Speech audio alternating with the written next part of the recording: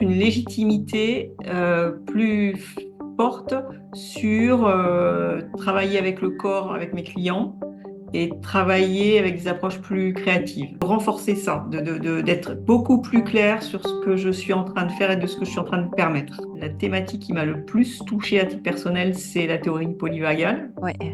Et ça me renforce aussi sur l'accompagnement sur les émotions pour mes clients. C'est pas du blabla autour des neurosciences, Ouais. c'est l'intensité de la pratique en fait. Pas de l'expérimenter en fait, finalement très, très en profondeur.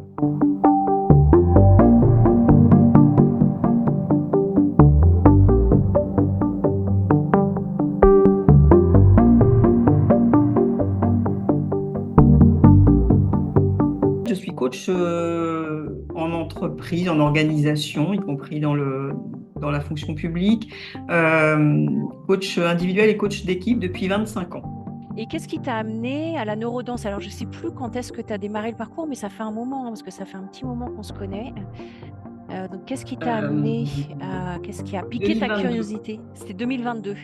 2022. Oui. Alors, en fait, moi, j'ai fait une formation au départ, au-delà d'une formation de coaching en, en 99, j'ai fait très vite un master de PNL.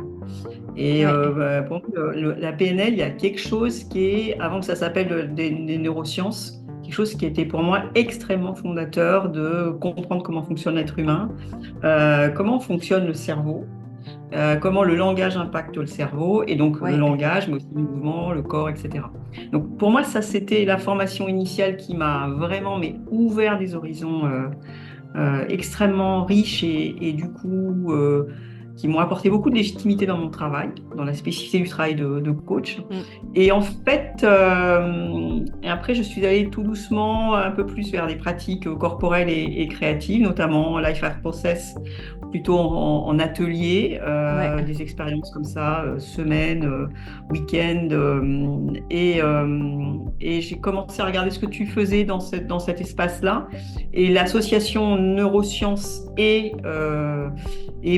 pratiques corporelles et créatives, ça me semblait extrêmement intéressant. Et aussi avec ta couleur spécifique de mon point de vue, qui est la transmission. La transmission est très, très formalisée, en fait, Mm, mm. des compétences. Ouais, Ça me ouais. semblait, parce que vraiment, c'était ma curiosité, elle était vraiment là. Et aujourd'hui, ce qui me semble intéressant, c'est de me dire qu'effectivement, le travail que tu proposes m'a relié à ma formation initiale en PNL. Ouais. Et que c'est comme si je revisitais de façon euh, complémentaire, renouvelée, mais des choses qui étaient Mm. déjà dans les apprentissages de la PNL et qui ont vraiment nourri mon chemin professionnel, en fait, et mon Ouais. chemin plus personnel d'ailleurs, hein. Oui. Ça a Ouais. été vraiment Ouais. une grande base de transformation pour moi. Et avec ton parcours, qui est déjà important, parce que 25 ans de coach, les différentes formations que tu as faites, qu'est-ce que cette formation-là, elle est venue apporter en plus de toutes les autres compétences que tu avais déjà? Alors au niveau personnel ou au niveau professionnel? Alors,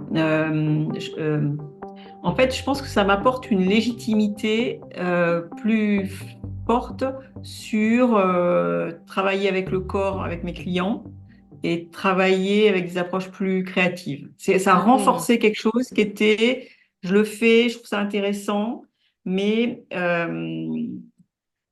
j'ai une forme de conviction, mais c'est pas suffisamment intellectuellement posé. Et que là, Ouais, ça a permis de renforcer ça, d'être beaucoup plus clair sur ce que je suis en train de faire et de ce que je suis en train de permettre. ouais.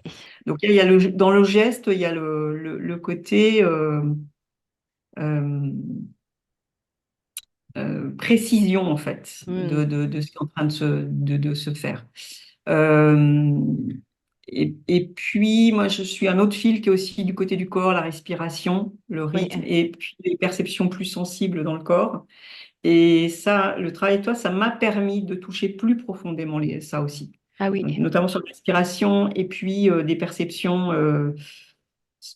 sensorielles qui renvoient à des émotions. Enfin, il y a eu vraiment des moments j'ai senti un truc, en fait. Ouais. J'ai senti Hmm. et coup, l'apprentissage, c'est si je le sens, du coup, je vois comment je peux le transmettre, ou en tout cas la confiance de le transmettre, Oui, en pensant que le client, en tout cas, peut aussi ressentir et je peux tenir le fait qu'il le sente, en fait, ouais, qu'il doit aller jusqu'au bout de ça. ouais, ouais.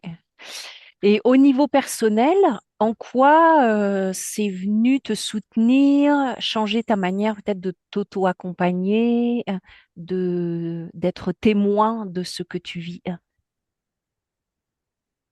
Alors, j'ai fait en fait l'ensemble du parcours hein, des Oui, formations que tu proposes pour être praticienne neurodanse. Et en tout cas, le, le- la thématique qui m'a le plus touchée à titre personnel, c'est la théorie polyvagale. ouais, ouais, Euh, que j'ai fait la formation, alors j'étais dans un deuil hein, oui, et j'ai senti, c'est que 2 jours, hein, mais j'ai senti un mouvement de transformation et de chose qui s'est libérée. Enfin, et ouais, c'était merveilleux pour moi de comprendre et en même temps de ressentir le mouvement qui est en train de se faire en moi, quoi. ouais, Vraiment. ouais. Mm, Donc, théorie polyvagale, c'était extrêmement. Et ça me renforce aussi sur l'accompagnement sur les émotions pour mes clients.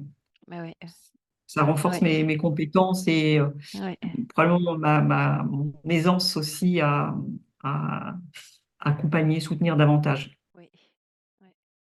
Ok, merci. Quels sont les points forts, selon toi, de ce parcours-là, de neurodanse avec ces 6 modules?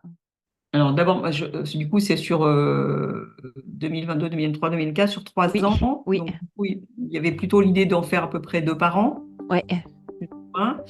Euh, à la fois toujours hein, la thématique spécifique, l'apprentissage spécifique qui renvoie aux neurosciences. Et là, du coup, avec la confiance que c'est précis, c'est répertorié mmh mh, et c'est pas du blabla autour des neurosciences. ouais, Et puis, c'est l'intensité de la pratique, en fait.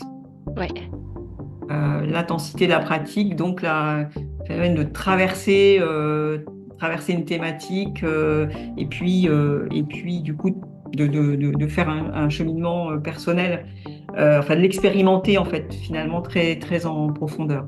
ouais, Donc, il y a quelque chose dans le thème, l'approche théorique et l'expérientiel qui est très oui, fort.